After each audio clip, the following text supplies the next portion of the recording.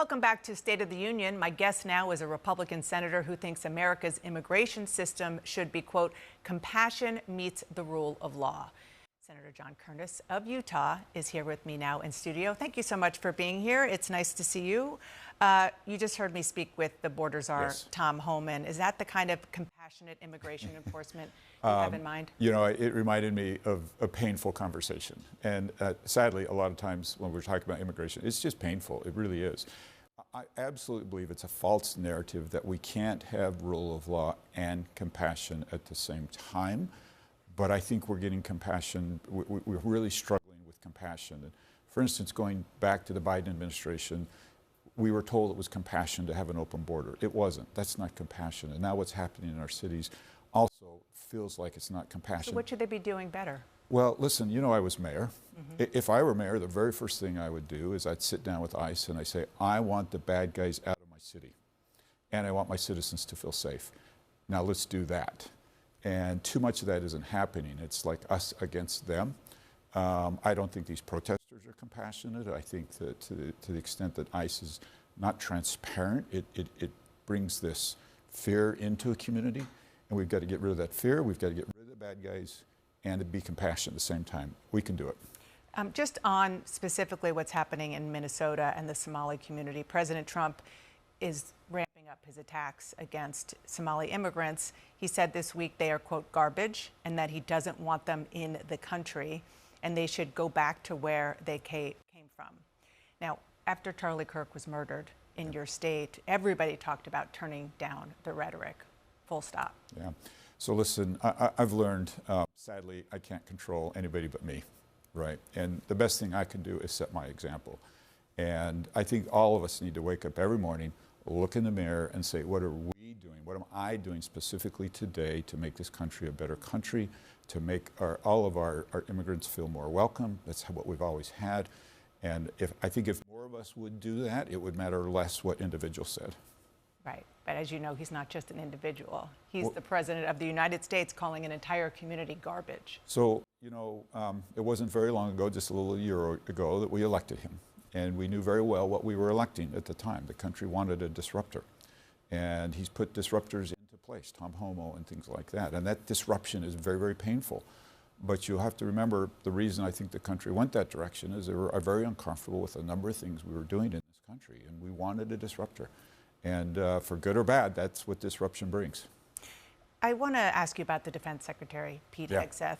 Just this week, a government watchdog report found that his use of the Signal chat put American troops at risk, what he said in that chat. Lawmakers are continuing to look at his involvement in that double tap strike in the Caribbean on an alleged drug boat. If you were to take the confirmation vote again today, would you vote to make Pete Hegseth Defense Secretary?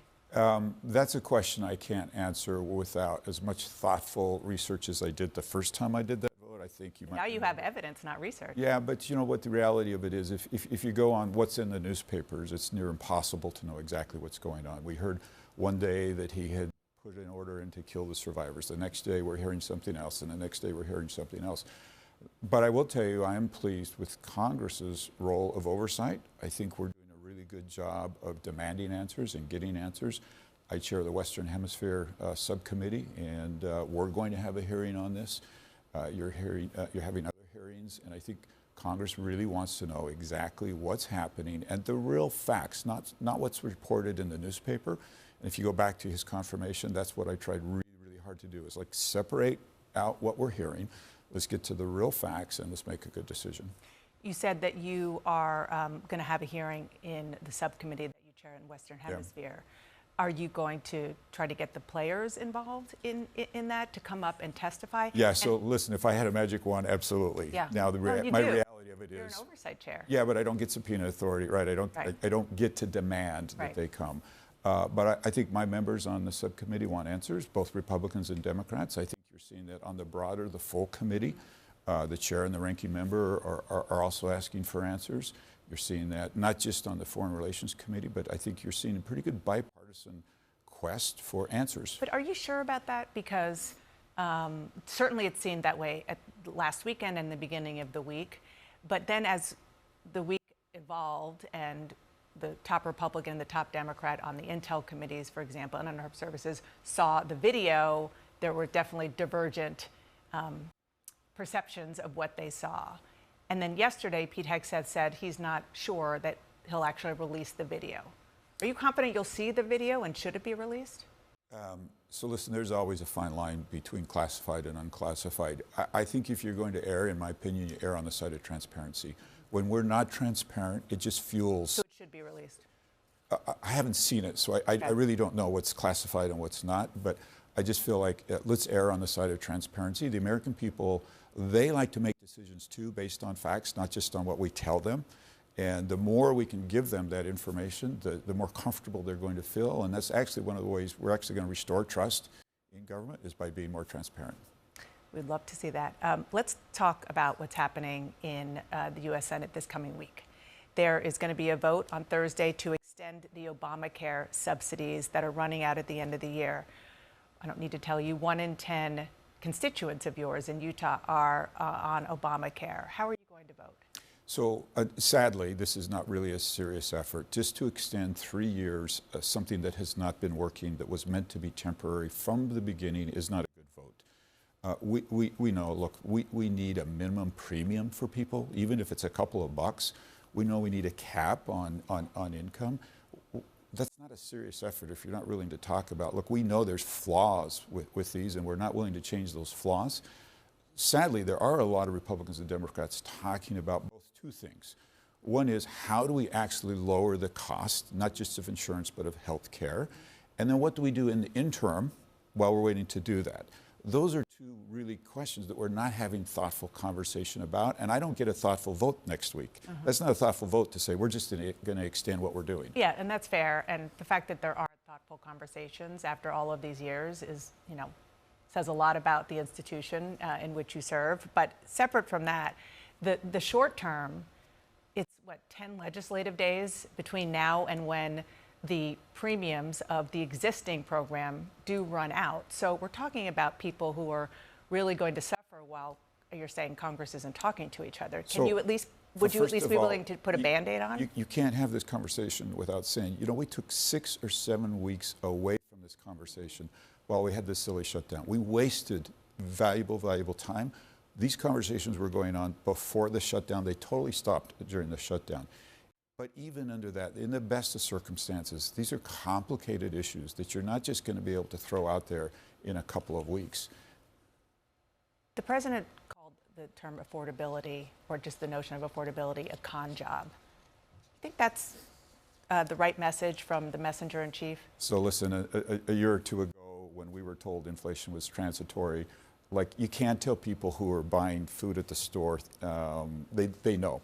My wife came back the other day and said, this Thanksgiving dinner is going to cost us, and she gave me a number. People know costs are up. As Republicans, as Democrats, as elected officials, we would be wise to realize that really matters to people, and we need to be taking that into account in every decision that we make. Algorithm. The algorithms in social media. Yes. I'm obsessed with this as a parent, as every parent is and should be. You have a bill, bipartisan bill with Democratic Senator Mark Kelly, calling on social media companies to bear responsibility if their algorithms cause harm to everyday Americans. I know that your goal is to get social media companies to change the algorithms, but do you really think that's realistic? They certainly haven't been willing to change. Let me slightly alter that. The goal is not to get them to change it. The goal is to get them to be accountable. So a lot of what happens with social media is very, very good. My daughters will tell you they like things showing up that they want to buy. That's not harmful necessarily, but it can be. And so any industry, if you make an automobile and have a bad product, we hold you liable. If you make a medicine and it's a bad product, we hold you liable. Why don't we have that same philosophy with our social media companies? And without that, there are no guardrails, right? There's nothing holding them back, and we know some very, very bad things happen with these algorithms. Traction? You have traction on this? Absolutely. I'm really pleased. I had 2 co-sponsors jump on it, Republican, Democrat, very quickly in the House, and they're great co-sponsors. And all my conversations with my colleagues are, yes, we need to do something. And they're finally pleased that somebody has actually got a proposal out there so we can start having this conversation. Senator Curtis of the Yeah. great state of Utah, thank Yeah. you so much for being here. It's great to be with you Sunday morning. Take care. Yeah. Appreciate